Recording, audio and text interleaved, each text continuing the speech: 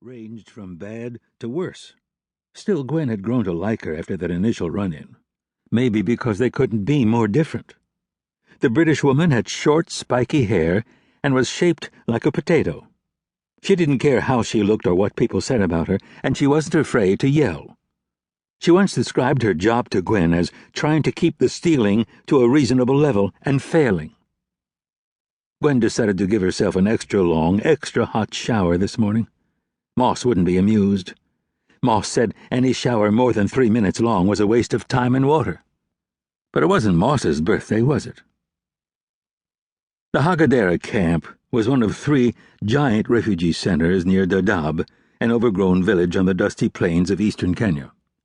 The camps opened in 1991, when Somalia's government first collapsed. For most of their existence, they'd held fewer than 100,000 refugees. But since 2009, drought and war had caused hundreds of thousands of Somalis to flee their homes. With nowhere else to go, they trekked west across the desert toward Kenya.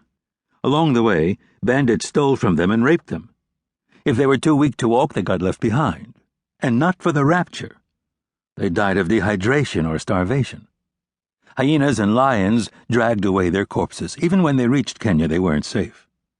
The Kenyan police demanded bribes and threw the Somalis back over the border if they didn't pay. But enough refugees got through that 500,000 now lived in the camps, in endless rows of tents that studded the land like anthills. Some received sturdy white tents that looked like they belonged in an upscale camping expedition. Abercrombie and Kent journeyed to Dadaab. The others built their own shelters out of plastic sheets and scraps of wood. Vast open plains surrounded the camps, but the Kenyan government refused to expand them. So the tents were crammed into ever smaller plots as new refugees arrived. Each was a miniature city of refugees with a city's problems. Gwen hadn't known any of this when she'd come to Dadaab 3 months before with Haley and Owen Broder and Scott Thompson. The 4 of them had just graduated from the University of Montana in Missoula. Gwen had grown up in western Montana, lived there her whole life. She was ready for a change, an adventure. Then Scott said he might go to Kenya to work for his Uncle James, helping refugees. Gwen was surprised. Scott had never struck her as caring. In fact, when it came to women, she knew firsthand he was exactly the opposite. But he told her that James ran a charity called World Cares. "We can go to Africa for a few months. Beats hanging around here," he said. "Plus, when we're done, we'll go on a safari, watch lions getting it on.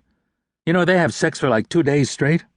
Scott sounded at least as enthusiastic about the lions as the refugees. That night she Googled Dadaab. The pictures shocked her. She couldn't believe people still starved to death. Of course, anorexia, but that was different. Anyway, the point was that the refugees were starving. United Nations says 750,000 Somalis at risk from famine, the headline said. Worst food shortage since 1991. Babies with bellies swollen from hunger. Women with arms like sticks. Gwen decided right then that she'd go. Do whatever it was that aid workers did. When she told her family about her plan, she figured her mom, and certainly her dad, would put up a fight. Aside from a few weekends in Canada, she'd only been out of the United States once on a spring break trip to Cancun. But they didn't.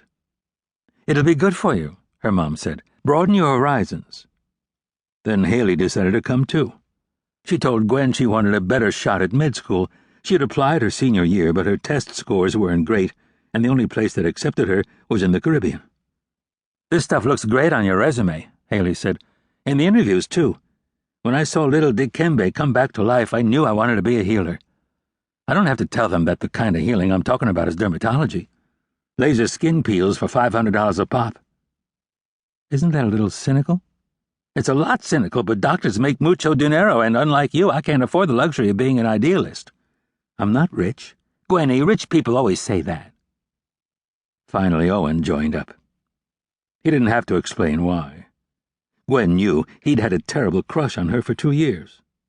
Though he wasn't a stalker, more a hopeless romantic, he gave her longing looks when he thought she wouldn't notice. She wished she found him attractive, but he was curly-haired, soulful.